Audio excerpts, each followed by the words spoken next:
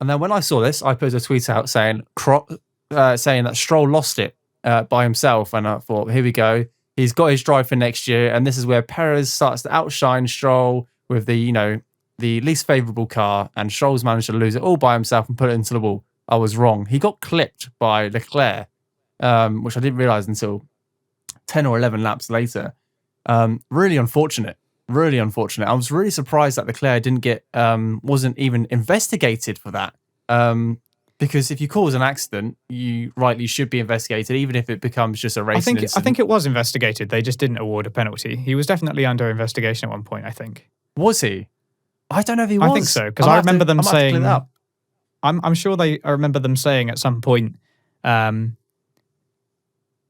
maybe they said that there was going to be no investigation necessary. Maybe that's what they said. Oh, okay. I'm trying to remember it now that I'm trying to think of it. But yeah, I think maybe you're right. Maybe they just said there was no investigation necessary. But I was equally surprised. Like I thought that if you're going to give a time penalty to Hamilton for what happened with Albon in Austria, then surely it's pretty much the same incident. Oh, actually, now you've mentioned that, almost a carbon copy, right? Yeah, it's pretty much exactly the same incident. Yeah. So apart from there was why just a are we wall giving there? one for one and not the other? I don't really get it. Like, you're not suggesting that the Leclerc FIA kind of like was moving and he didn't quite leave enough room, perhaps. But ultimately, irrespective of what the exact details are, whether or not it deserves a penalty, like I'm struggling to see much different between the two.